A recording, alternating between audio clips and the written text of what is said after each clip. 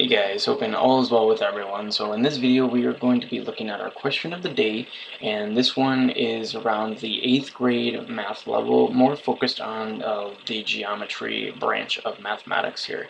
So the question states, to determine the volume of the cone to the right, round to the nearest hundredth. So when we're looking at this question, we're going to be using a formula that allows us to calculate the volume of this regular cone. Now, one of the things I want you to keep in mind is that we are really going to focus very heavily on the second sentence about rounding to the nearest hundredth, because I cannot tell you how many times students will get pinged for this question, or they'll get it incorrect on a standardized test. And the reason for that isn't because of their process. Their process from putting in the formula to plugging in the numbers will be almost flawless. But when it comes to rounding, that's when they get it incorrect. And I'm going to talk about a little bit of why as we go a little bit forward in this question. So when we're approaching this question, the first step one, is going to be write your volume formula for the given solid.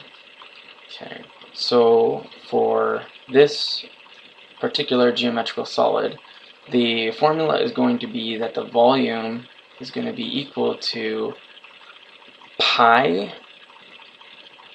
times radius squared times height divided by 3. Now, there's a lot of interpretations that you can take with this divided by 3 component, because everything in the numerator is multiplied. You can really essentially put the 3 under any specific value. Now, one of the things that I'm going to take advantage of is that the height of our cone, when we look at it, is divisible by 3. So one of the reasons I like to put the height over 3 is because if you can have the opportunity to easily get rid of the fraction component of a formula, it usually makes things a little bit easier for you. You're still going to get the same answer, but sometimes students like to avoid fractions, and it makes them feel a little bit less uneasy if they can. So that's going to be our formula. Step 2 is going to be to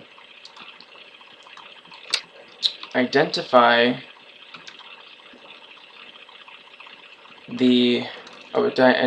what the known values are corresponding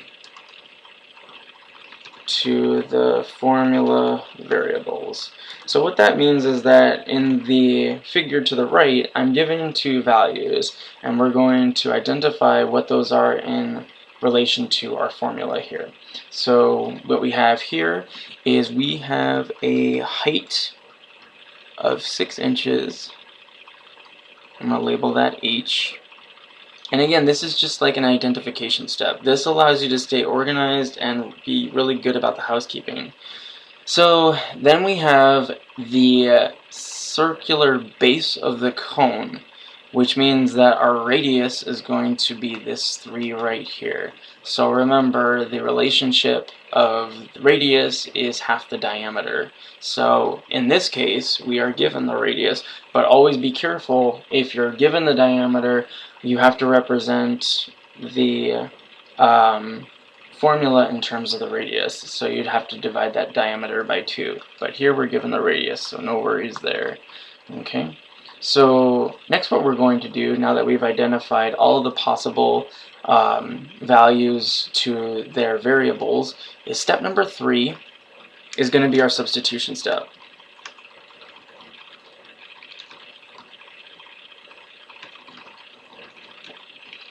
To where we plug in all the known values into our formula. Okay.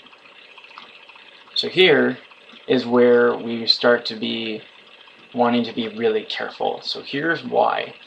So in mathematics, at this stage of math that you have probably been brought up to, in a lot of your tests that have involved any kind of circular shapes or objects or areas or anything like that, you've been likely told to use 3.14 as an approximate of pi. Some teachers will also use the fraction 22/7, but in standardized tests and going forward in math on your mathematical journey, you're going to want to really pay attention to the pi constant. So unless you are told specifically to use 3.14 or 22/7 as an approximate value for pi in the specified question, use the constant. And I'll show you why it's important when we look at the final answer. So I'm gonna go ahead and make my substitution step, being that the volume is going to be pi times our radius is going to be 3, and we're going to square it. And then we have the height, which is 6. And then, as I mentioned, I am going to be proactive and put the division of 3 under the 6. Because that height is divisible by 3. So step 4 will be simplification and determination of final value with pi symbol. Okay, so here in this step, essentially what I'm going to do is I'm just going to determine what all of this is simplified after I cancel out the fraction, after I square the 3, and then we'll see what we have left. So we have the volume is equal to pi times 9 times 6 divided by 3 is 2, so it is equal to 18 pi. Now, again, so we're going to use the pi constant to determine the final value. So I'm going to say the volume using pi is equal to, so then we have 18, let's see where the pi is, here it is, so we have, oops, times 18, it's going to be 56.548, and I'm going to round to the nearest hundredth, so 56.55 after rounding. Okay, now I'm going to compare that to if I just used 3.14.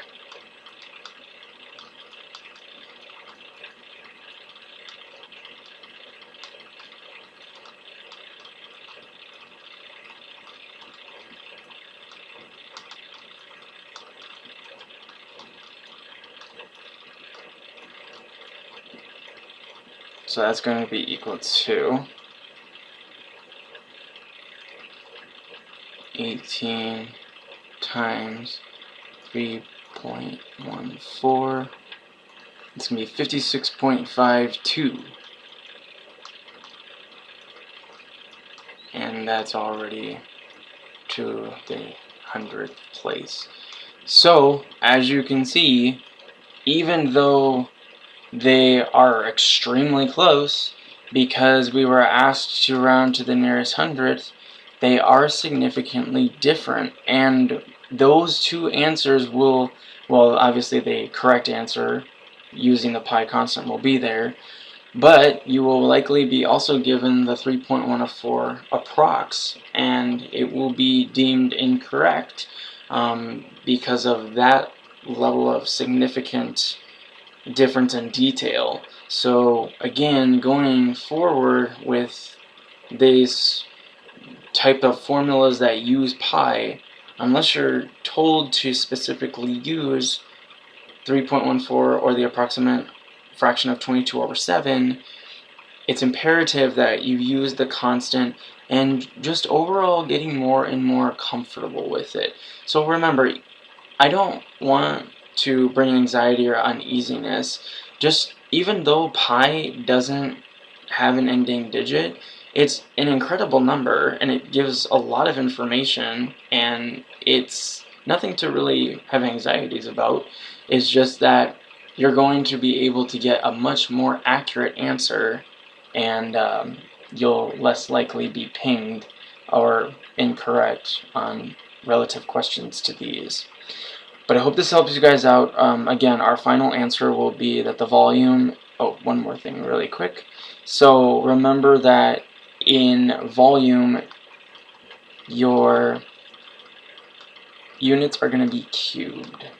So because this is a three-dimensional figure, remember when we look at 2 dimensions like area, that's a squared unit of measure, whereas volume is a 3-dimension where it has length, width, and depth. So those are where the cubic units of measure come from. So I hope this helps you guys out. If you have any questions, please don't hesitate to ask and reach out with any requests. But as you guys are preparing for your finals at this time of year, try not to stress too much about it. But I hope you guys take good care of yourselves, and we look forward to seeing you in our next question of the day. Thank you guys so much for watching. Bye.